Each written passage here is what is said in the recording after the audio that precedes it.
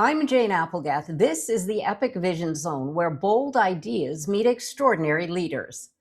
What if the future of leadership isn't about hustle, sacrifice, or burnout, but about consciousness? And what if the most powerful leaders today aren't scaling businesses, but architecting movements?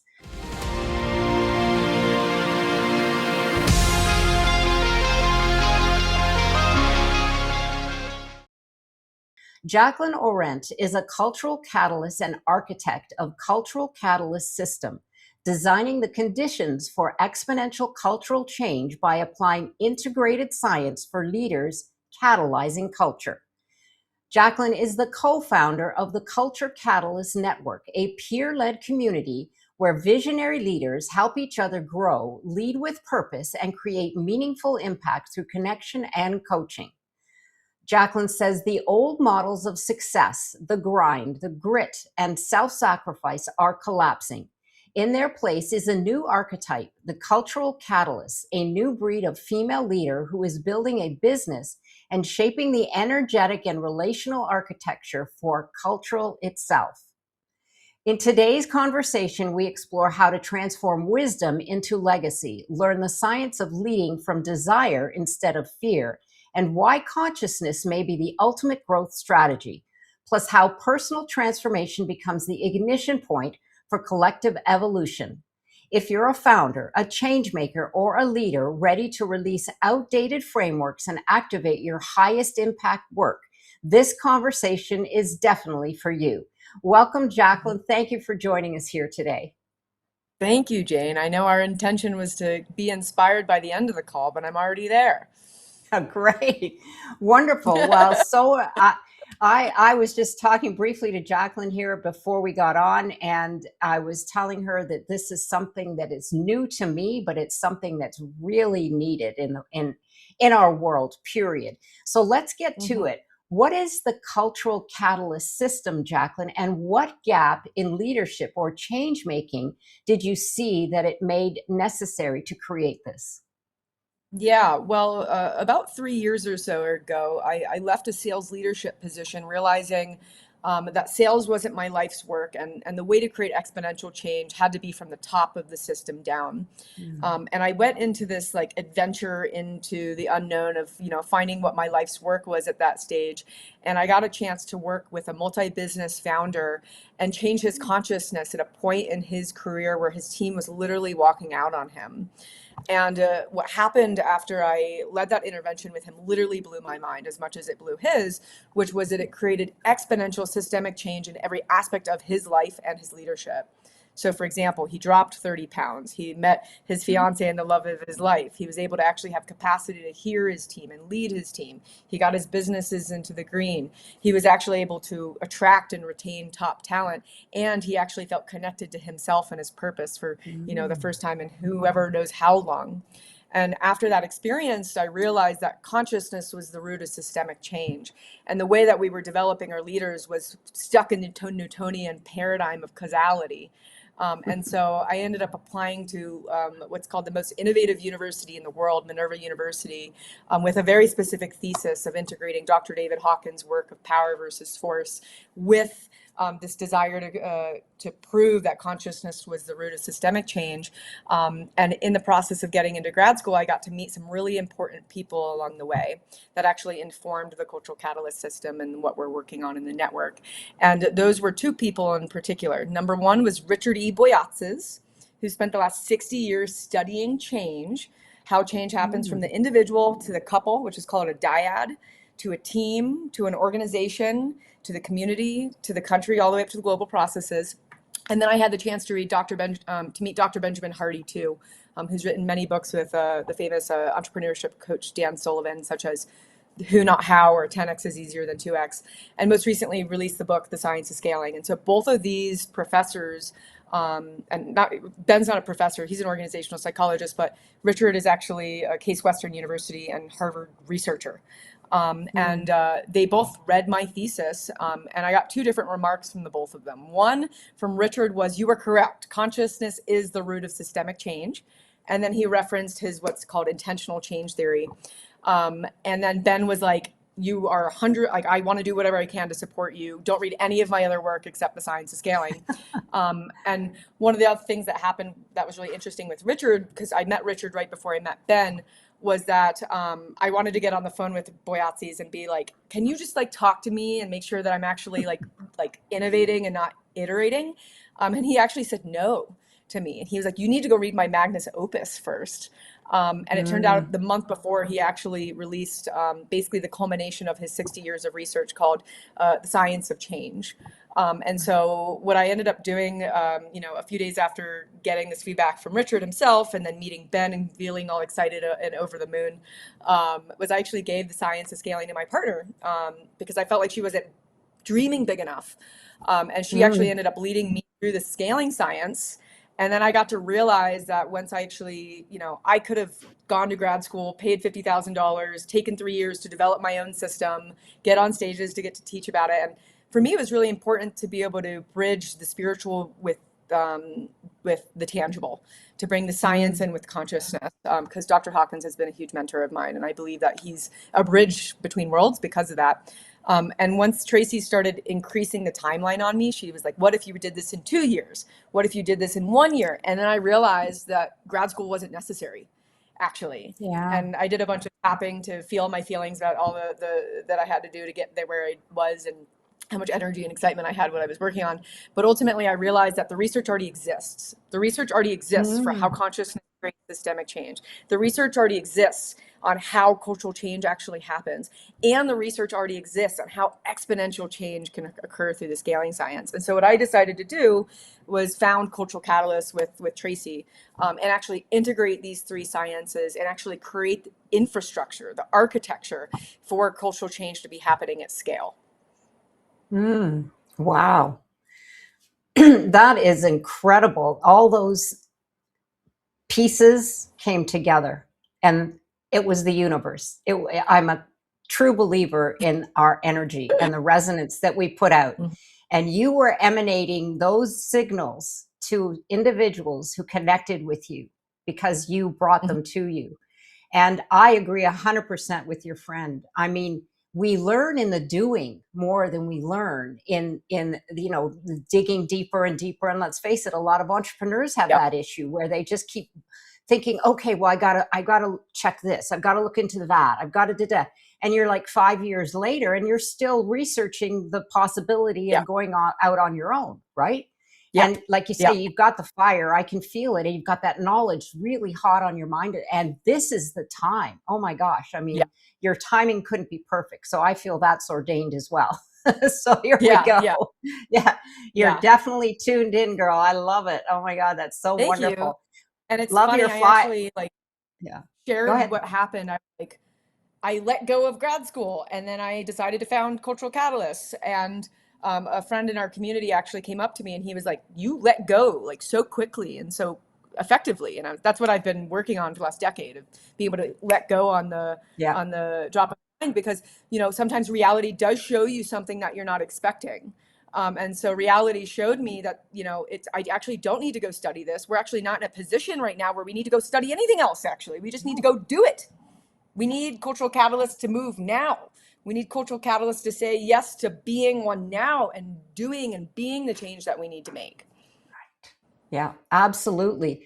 And, the knowledge is now accessible. We can get the knowledge. We can get the research. We don't need to do that hard work anymore. This is the era of where critical thinking is going to be valued. It's where creativity is going to be valued. It's like ideas like yours, extraordinary ideas meet extraordinary leaders. And here we are. That's fantastic. Yeah. Wow, exciting. Well, you use the term cultural catalyst rather than lead or founder. What defines a cultural catalyst and how might someone recognize that identity within themselves? Yeah. Well, first of all, most people don't even know what a cultural catalyst is until I say it, right? So one of the things is I introduced myself as a cultural catalyst. And in the last year, I was looking for something that would be able to connect the people that I work with to a dream that's personal to you, to each and every one of them, that doesn't limit their ability to imagine what kind of outcomes that they could achieve from specific work. And the reason I was doing that was because I've been a coach for nearly a decade now. And I pride myself in being able to create consistent results with the people that I work with. But then it started being consistent exponential results. And the frustration I was having was that, when trying to promise results to someone, you're limiting their imagination from expanding and ultimately accessing illumination, basically. So as long as we're selling results, we limit our ability to access truth and illumination in the minds of the people that we work with. And so I got a chance to work with a coach who helps exited founders with moonshots, actually. And one of the things that he talks to me about was that to get out of the results-oriented paradigm, which in itself was an accomplishment, we needed to sell something that was an ideal identity and an outcome.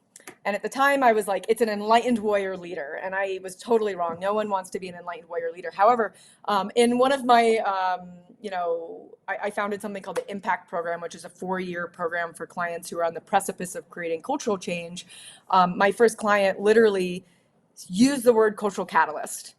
And I had never heard that statement before, but it stuck around so much so that my business partner kept saying it all year long, that she wanted to work with cultural catalysts. And eventually when I got the Magnus Opus from Richard E. Boyatz's, what I learned in something called intentional change theory is that the first step of the change process is connecting to an ideal vision of oneself or a collective shared vision. And so what cultural catalyst is an ideal vision. It is a collective shared vision for certain people who don't just want to build businesses. They want to build and make cultural change. And so when I read ICT, I was like, oh my God, that's exactly what cultural catalyst is. Cultural catalyst is that identity for certain people. And the way that I knew that that was true is I got a chance to go to a women's entrepreneurship conference this past year here in Denver. I'm based in Boulder, Colorado. And, first of all, I posted like the epiphany and why that founded Cultural Catalyst. And an eight-figure founder and I were having a conversation, and she started to automatically recognize a cultural catalyst and the way that I was functioning. And then on top of that, I started introducing myself as a cultural catalyst to people, and people's mind was blown when I used that specific language, because they look at me and they're like, no one said that to me right now, but like, so am I. Wow.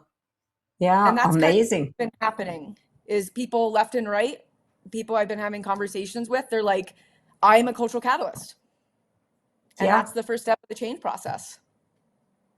So could you recognize it in yourself? And like you say, you've used the word and then people go, oh, I'm a cultural catalyst. But what are some of the traits? Well, it's catalytic. So catalytic is more of a fire energy. It's a transformation energy. It's definitely an initiatory energy that creates transformation of sorts. And when you look at like the catalytic energy and like the gene key and like the I Ching of what that actually means, it's associated with liberation, actually. And what's so crazy to me too is that just in being myself, just in being, I can liberate people. And that's what it means to be a cultural catalyst, is you don't even necessarily need to do, but just that your essence, your consciousness, your attractor field that you are can literally create catalytic change through the people that you surround yourself with and who literally can hear you. Yeah. The magnetism. Yeah. I get you. That's a great phrase. Fabulous. I'm so glad you've used it now. So that being said, when you look at today's leadership, landscape, where do you believe traditional models are failing? Well, I can see it everywhere, and in creating real lasting cultural change.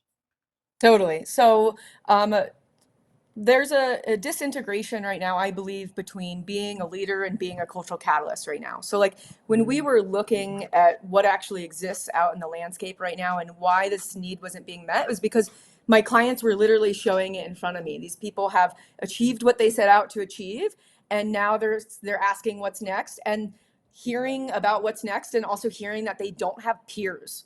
They literally don't have peers. They're surrounded by people who are employees, contractors, mentees, previous friends who got them where they are but might not be resonating anymore, which is like really heartbreaking to them. And they're not surrounded by people who have their vision of being a cultural catalyst and have similar levels of competence So similar levels of capacity, that their employees, like to be a founder is its own capacity and competence, right? Like even your executive team, they don't get it to some extent. They can get it to some extent, but they can't get like what it was really like to birth something new into the world and the risk of doing that specifically and pioneering something new. And so what was so interesting in actually seeing this in real time is that we got to start seeing this consistently with people who had already built the thing successfully. And what the science actually tells us about how cultural change actually happens is through resonance.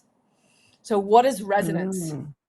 You used that word on this podcast already. I was like, she's on it. You get it. So resonance is actually broken down into three things: shared vision, shared compassion, and shared energy.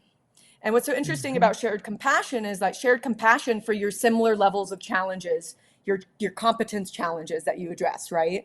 So for example, like an 8-figure founder in one room and then someone who makes $200,000 a year, they might be both cultural catalysts, but they have literally different levels of competence, right? So like the ability to be able to support each other and activate each other isn't as great as it would be if I put 2 8-figure founders together who both identify as cultural catalysts and who could resource share and support each other and be able to help each other see their blind spots and to root each other on. It's just different. And so that resonance that actually is created within peers has to happen within a social identity group. So there's 2 things that happen that actually need cultural change to happen across the fractal, right? And it is a social identity group and the resonant peer relationships that you need. And the social identity group is a group of people who share your vision, who have aligned values and purpose as what you have. And that's what the cultural catalyst identity is for. It is for people who identify as that with specifically.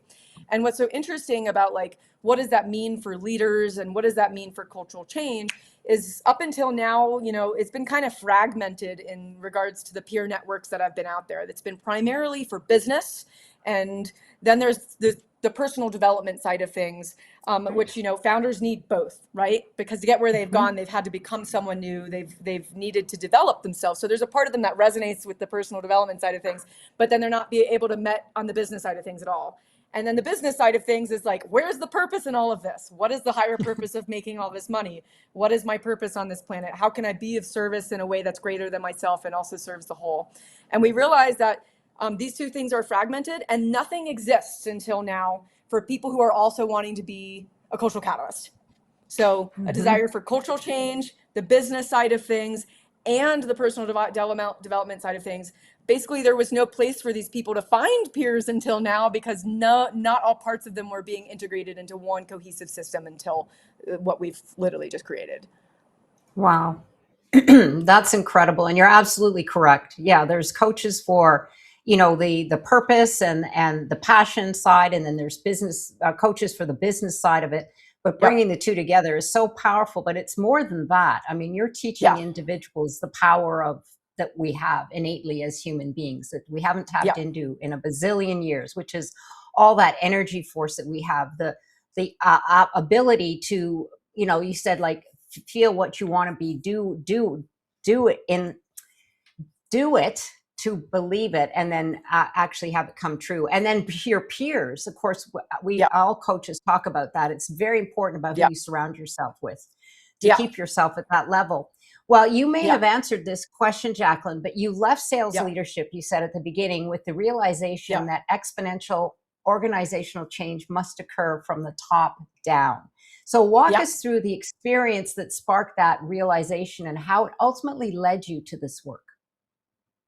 Totally. So, you know, one of the things that I've been studying over the last decade was consciousness itself, and how to change consciousness, because I actually went through an experience nearly a decade ago in which I fasted on water for 36 days and experienced God consciousness for weeks on end, and then spent many, many, many years integrating what had happened and ultimately needing to learn how to master myself to be able to integrate the experience and come back into the world to actually be of service with what I learned. And so that experience itself has required me to learn how to let go of myself at depth, specifically a tool called this mechanism of surrender, as taught by Dr. David Hawkins. And that I got given in my journey of, you know, having that experience and coming back into the world was being introduced to Dr. David Hawkins, his book Power versus Force, the revolutionary science of consciousness, and how your consciousness is actually either life-giving or life-taking, or if it's contributing to our humanity, or if it's actually destructive to humanity. And upon reading that book, I had a very clear understanding that, the way I was raised, my dad was an executive, and I've been typed 8 as an Enneagram, so I'm a commander. Between the two of those things, I was just like forcing everything, basically. And it wasn't conscious, it wasn't intentional, but I truly believe that's why I was given that book. And so I read that book, and it really changed the way that I viewed that I needed to show up in the world, that I actually needed to be coming more from love, to be more productive, to be more effective, to enjoy my life experience more, and ultimately to be able to make an impact, than to be coming from fear. And Hawkins' book, The Mechanism of Surrender, was the how-to process of that. How do you actually go from operating from fear or from anger or from grief and actually be operating from acceptance or from joy, right? And in my own personal journey of learning how to change myself, I've learned how to do that with other people, and at a depth and an understanding that is extremely rapid and efficient, and get someone to move from somewhere. In that case, that founder was like, his team was like walking out on him, right? And so, what it was that was underneath that was a childhood wound, literally him on a bus when he was like 5, that needed to be tapped through and accepted, and released.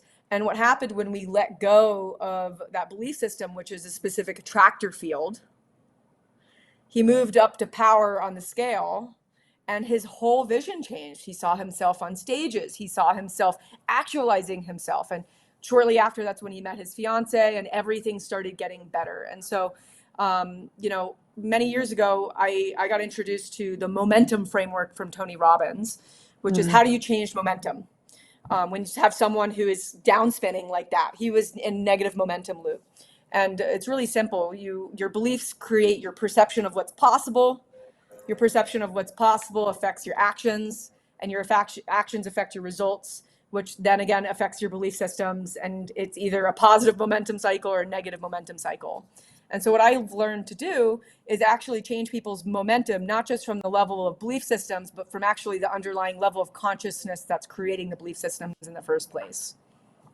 Right. Yeah. There's so much here, Jaclyn. You're just amazing. I mean, you're going through all. I'm thinking, oh yes, I've read that. I've learned that. I'm a big person of science as well. I love Joe Dispenza. I've taken some of Tony's classes, but yeah, all of this it's interesting because you said at the beginning, people are stuck, but really what it is we get programmed, and we're stuck in the program, and it's all reprogramming. It sounds so clinical, but it really is. Once we realize that, once we understand, that's the first step to awareness. And once we have the awareness, then we can start to move forward. But without the awareness, we're all walking around unconscious. That's really what it is. We're unaware. People are just unaware that this is lacking, or that they've got this attitude, or that, they have a habit of doing this. And that's one of my favorite books, is Breaking the Habit of Being Yourself by Joe Dispenza, because there you go. We have to break the habit of who we've been programmed to be. But great explanation. Thank you so much. Well, your system integrates nearly 60 years of research, intentional change theory, the science of scaling, and power versus force. So what did you see when you connected these bodies of work, and that others haven't synthesized like you have? Yeah, well, because there's different levers to change, and it's interesting, getting all these 3 different sciences. Like for the last decade, I've primarily been integrating power versus force into my body, and then also developing a skill set to be able to help other people do that specifically, right? And you're speaking to we're literally needing to recondition who we are as leaders, right? The way that we are leading needs to be reconditioned to be able to be from love and not from fear. And this has been genetically passed down material. So there's just a heavy dose of compassion that's needed.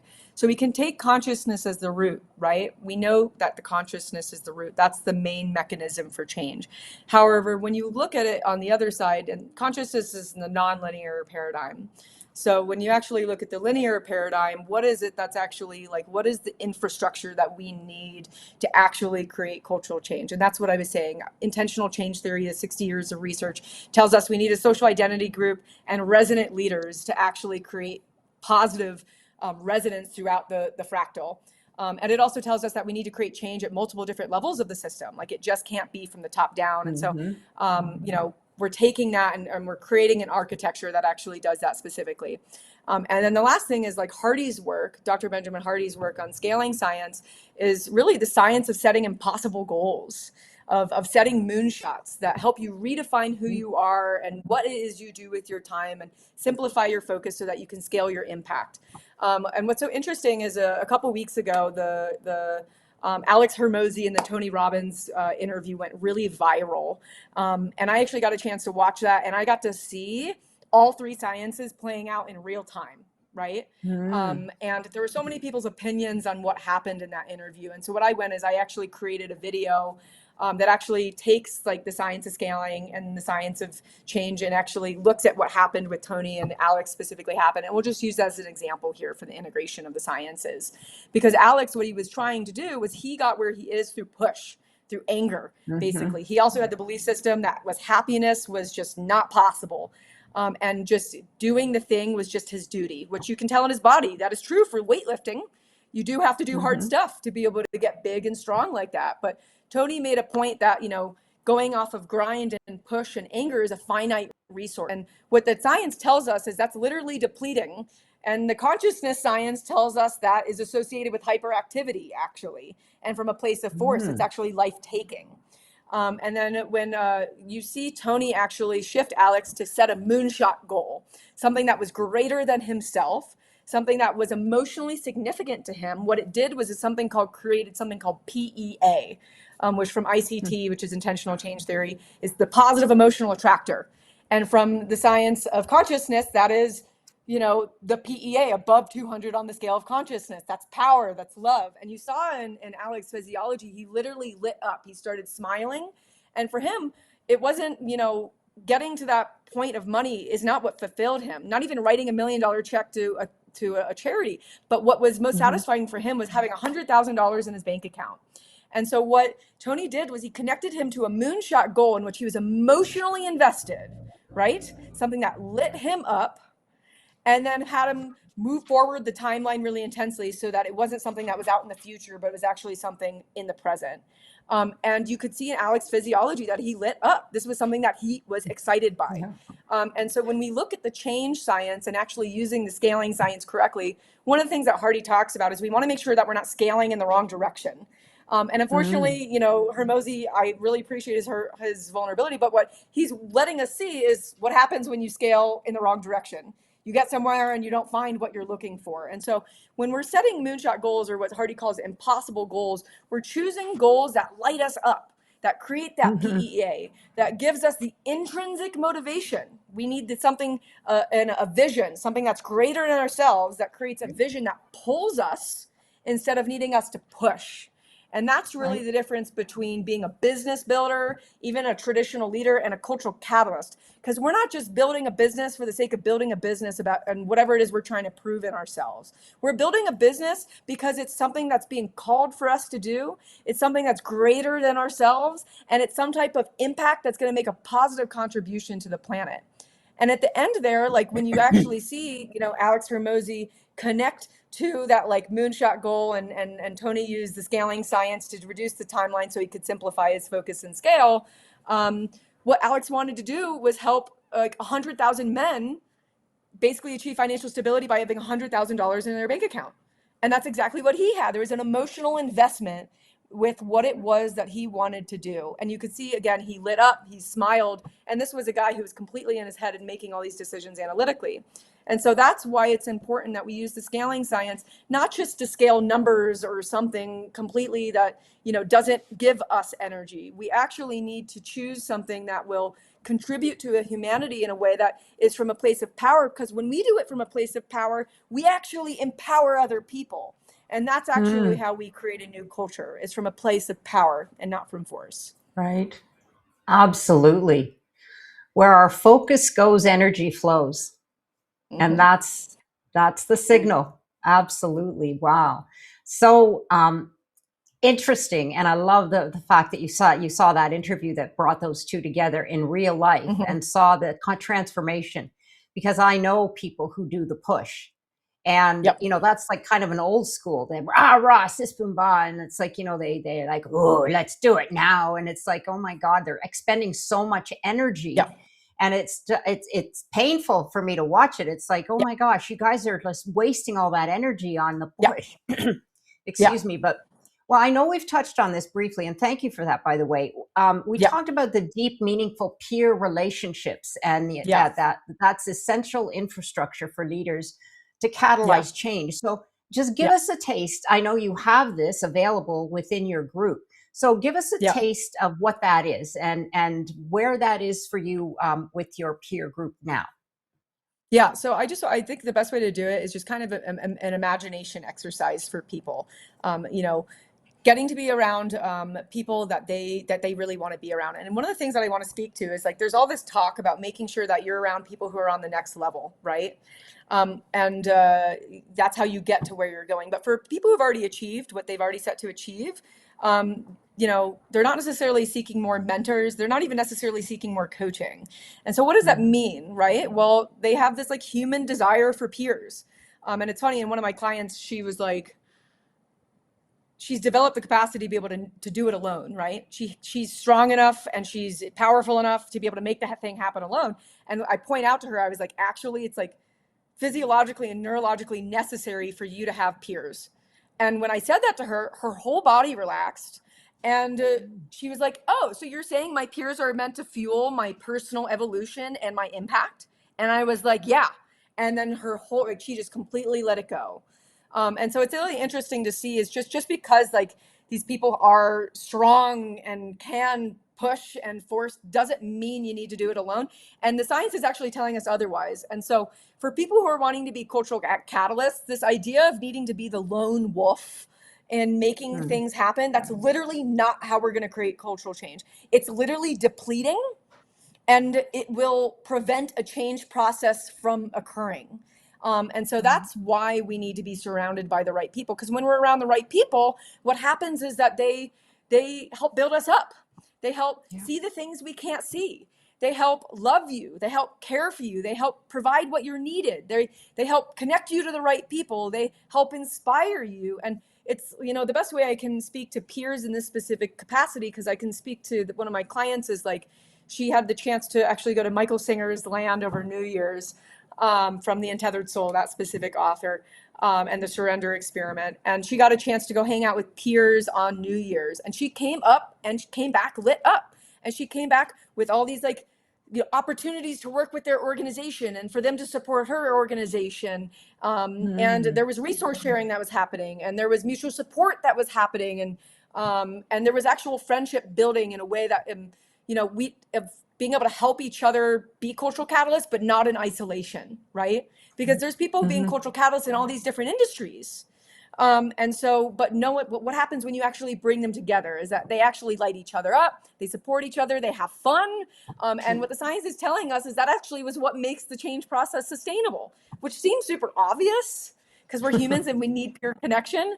But like I was saying, is business masterminds don't cover it, spiritual development groups don't cover it, and up until now, their desire for cultural contribution hasn't been met. So we're literally Mhm. creating an environment for these peers to come into resonance with each other and then Right. mastermind naturally. Mhm. So we're addressing, consciousness and their energetic frequency first and foremost, and then creating the resonance for their leadership to be able to create the change about throughout their entire organizations and across organizations too. Right. So the next evolution, when a high achieving founder reaches a stage where strategy and execution are no longer the constraint, what limits their next level of evolution? Hmm. So when strategy and execution are no longer this constraint, what limits the what?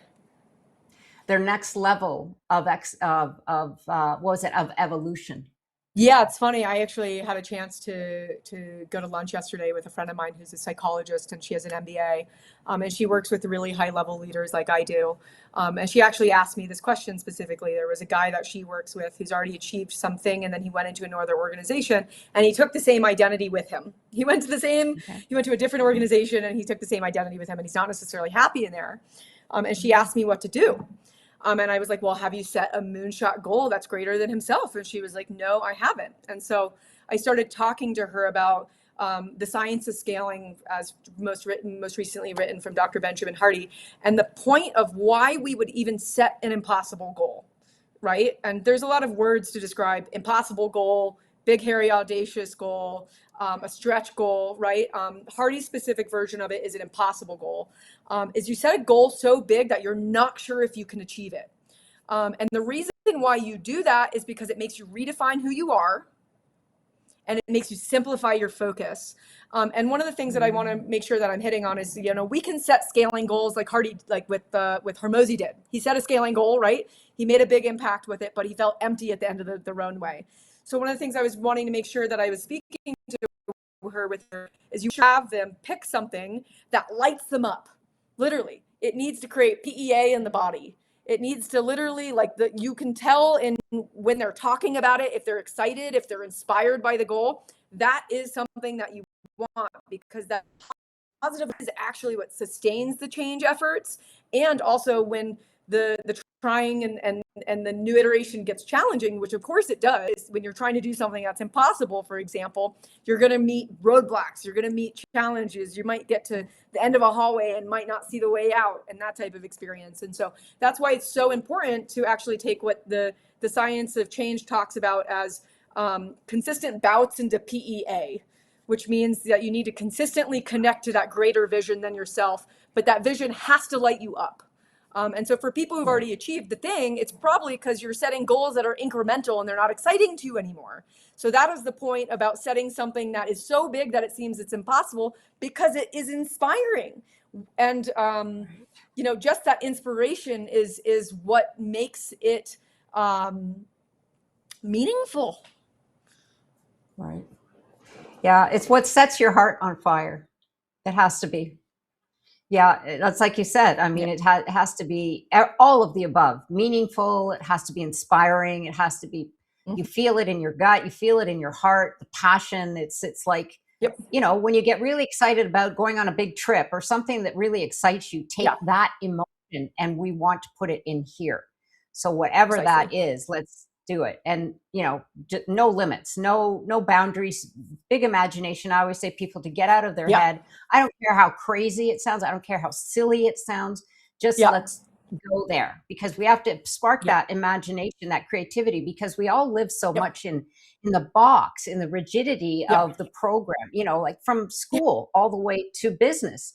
And I don't know about you, but I've found it very difficult. People will say, well, at Mhm. our age, what do you want to do? What would you like Yeah. to do? And it's like, I haven't been asked that question in a million years. I don't Yeah. know. I've never had time to think about it.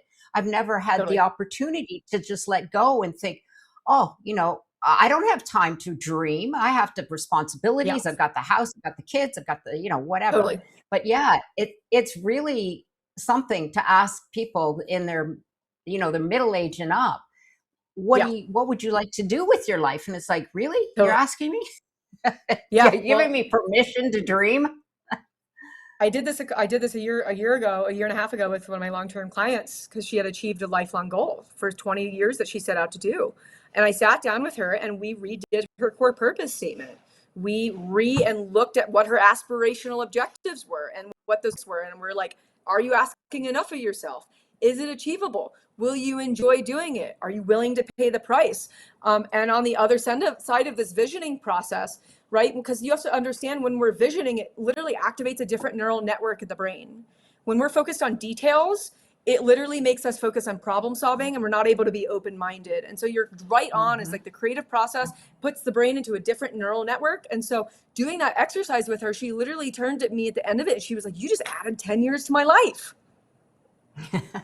Yeah, it's true. Yeah, fantastic. So yeah, it really is something. And when you have, like you said, someone like yourself, the peer group, it all adds that energy to it, and you start to get really excited. So thank you for that, because I'm really big on vision. So Yeah. signs of disconnect. What are the early signs of leadership? That leadership may be unconsciously disconnecting from their vitality, and even while they're succeeding externally. Yeah. Yeah, it's funny. When you say vitality, there's a part of me that has very personal experience when it comes to vitality. And I know for myself to even be having this conversation with you, like I've had to put everything on the line to become who I am right now, to bring this thing into the world. And part of that process was burning out multiple times and getting so Mm. sick that I was bedridden. And my background is an athlete, and when I was younger I had so much energy that they were like, you need to sit still, actually. And I was unfortunately medicated when I was younger, and so for me, I was taught to repress all the vitality in the body, and to just sit there and just like have it go inwards. But one of the things that I've realized, as a leader and who helps leaders, is that our ability to have capacity, Mm. as a leader, is like the difference between being on a 3G, a 4G, or a 5G channel on your phone. And part of the way that I've healed and come back from a lot of that challenge was through something called network chiropractic and also emotional freedom technique. Both of these are nervous system based, clinically studied techniques to help expand one's capacity, because most people are actually operating from 3G. So like Mm. you're carrying around this big fancy iPhone, but you have nowhere the capacity to be able to use it to its full potential.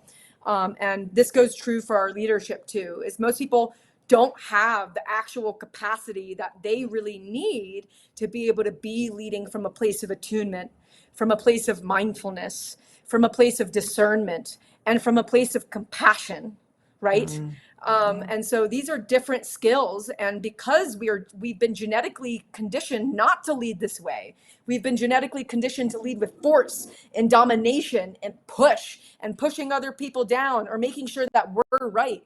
We're survival up into this point has been making sure that we are safe, ourselves are safe. And so as long as we are continuously programming that and have that in our bodies, we're never going to be able to be in resonance with other people, even if it's completely Mhm. unconscious. And so leadership for me, especially when it comes to scaling impact and doing things that's never been achieved, it requires you to become something new. It requires you to expand your capacity to be able to do that, which Mhm. requires you to let go of the negativity and the belief Right. systems, the feelings, the behaviors, the habits, the conditioning, including the cultural conditioning, because that's what we're pushing up against here with cultural catalysts. Is like, this isn't just business, we're creating a new culture. And sometimes when you're creating something new, like there's a Machiavelli quote that we talk about in our master classes, like Machiavelli was this like system strategist back in like the 1500s.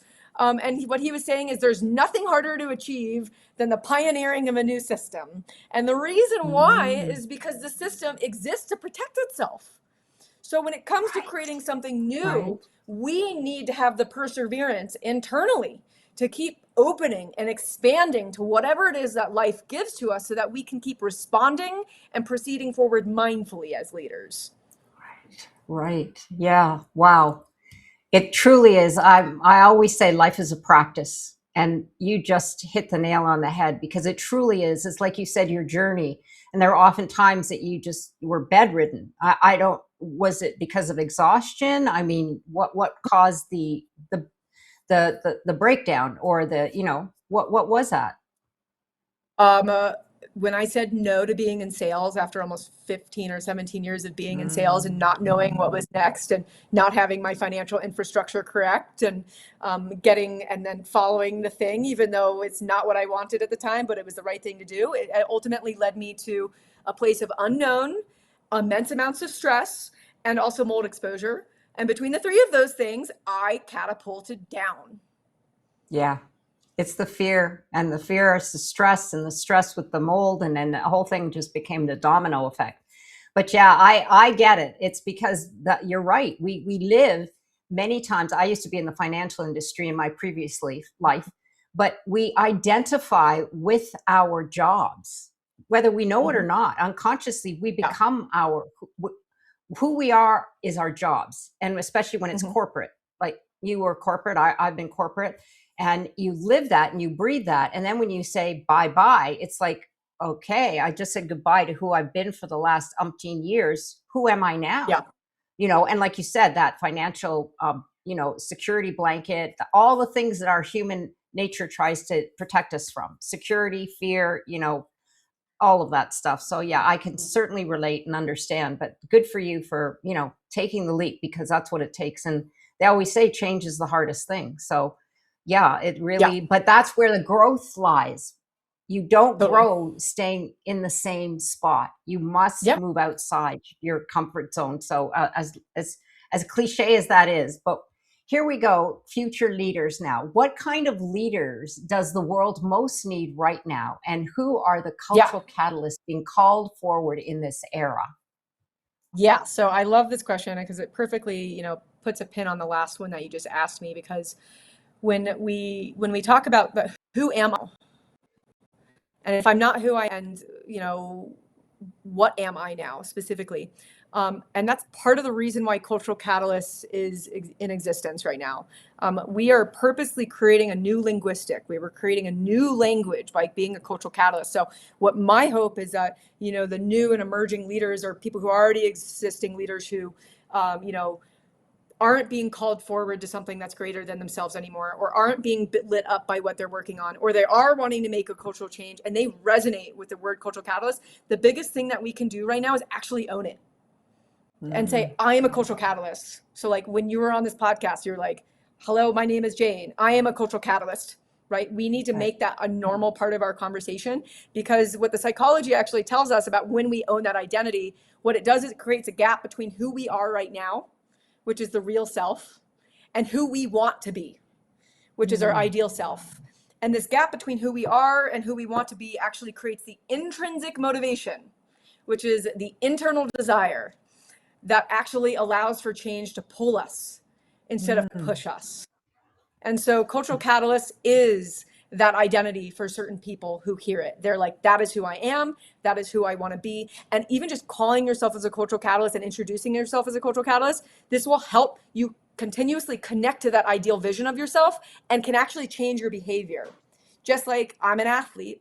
So I'm like, I'm going to lift heavy weights at the gym. That's just part of my ideal identity. And for other people, I was talking to one of the trainers the other day. Some people don't want to lift heavy weights at the gym. Well, that's because it's not part of their ideal self. It's something called their right. ought self. It's who they should Mm, be.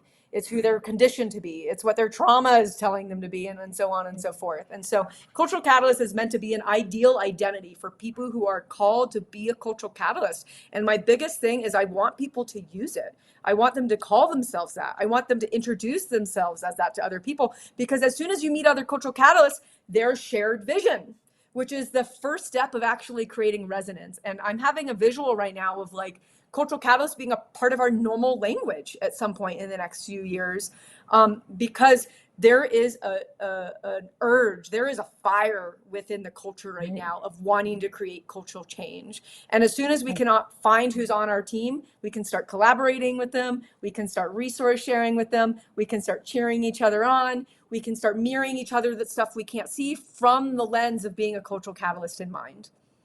Right. Yeah. Yeah. That's so powerful. Absolutely.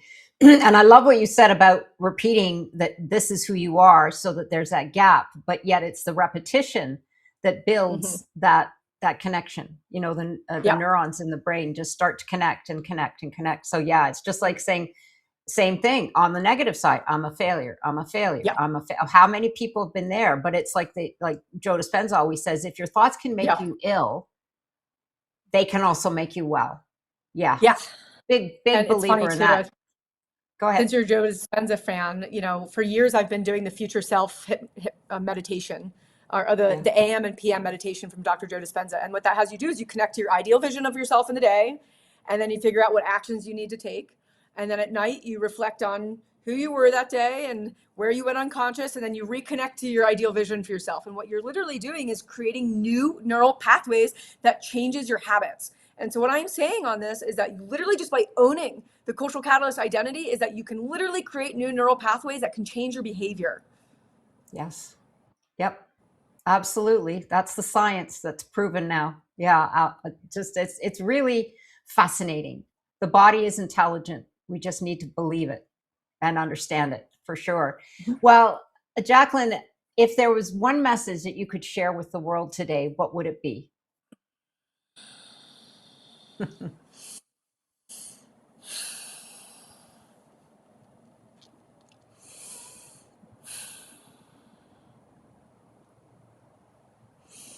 Find the thing that is greater than yourself and that lights you up, and go after it relentlessly. You need to find a purpose that is greater than yourself, a contribution, something that you can give on this planet to be able to get out of the inherent narcissism of the ego, the immense amount of programs that are needing to be overcome to be able to actualize oneself. It is all driven by being able to connect to who you want to be. So what I really encourage people to do, and what they can actually do in our masterclass, is like, who are you as a cultural catalyst? Who are you 10 to 15 years in the future as a cultural catalyst? What is your legacy as a cultural catalyst? What are your values as a cultural catalyst? You know, what is the culture that you are going to leave here after you die?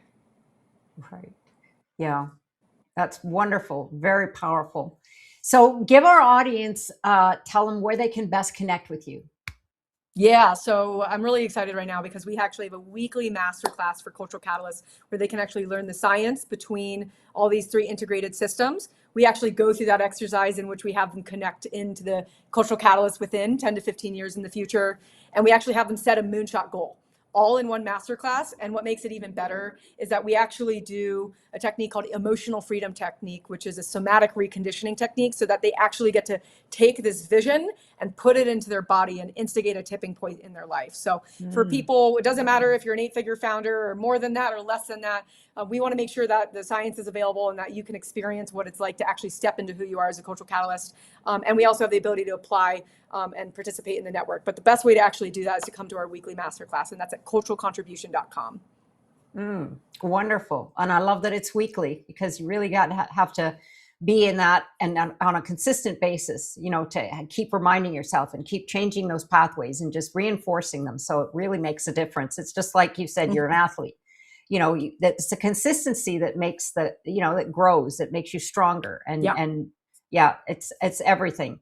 So because we're here on the Epic Vision Zone, Jaclyn, I have one last question for you. Please. If your life were an epic story, what would the title be?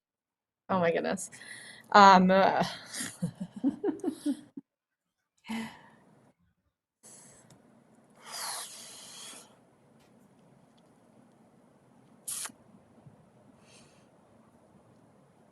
Honestly, it has something to do with about what happens when one devotes one's life to God, to be quite frank.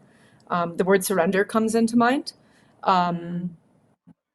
You know, I've had a ridiculous journey to get myself here right now, and I've been asked to write a book multiple times already. And it's, to me, it's just getting started right now.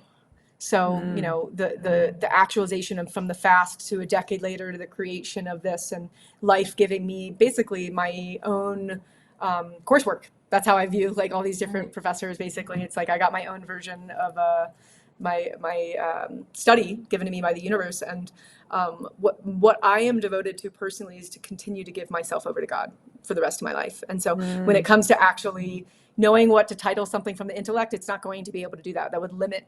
That's what I'm seeing. That's the problem with setting incremental goals. Is like, I have to, like, if I were to label it something, it would have to be from the lens of like illumination and truth, like something that the mind could not wrap its head around at all. Because even like my mother said, is like, the life I have is nothing that she could have ever imagined for myself. And I don't want to box myself into what could be possible at all. Yeah. Well, a blank cover might be something people would know. Illumination, growth in God. I don't know. It's so funny because you're the third person from today. Truth and illumination. Yeah. But it's interesting because you're the third person now that I've spoken to who they've been taught by their they've actually written a book or are going to write a book, and they wanted to put some spirituality in there, meaning God. And they were all told by the publicist, no, keep that for a separate book. So it's just Yeah. very interesting. And Well, that's been with the last 3 interviews. It's just very interesting. well, in So that I case, don't know. because I'm now that you say that, I'm like, you're right. There's an aspect of me that's so science based, and that I'm purposely doing that to make sure that I can affect everybody. So it's Right. probably, you're right. The title of it has to do with like science and leadership from truth and illumination, or something along those Yeah. lines. Like it's got to be both. Yeah. Oh, yeah. Yeah, absolutely. But I understand completely. So thank you again, Jaclyn. And once again for Yeah. joining us here on the Epic Vision Zone. And all of her information will be available on the Epic Vision Zone bio pages. And for information to connect with me, go to Instagram at Jane Applegath and look me up at janeapplegath.com. And like and subscribe to my YouTube channel, Epic Vision Zone. Sending you much love and gratitude. Until next time. Stay visionary, lead with love, and stay epic. This is the Epic Vision Zone, where bold ideas meet extraordinary leaders.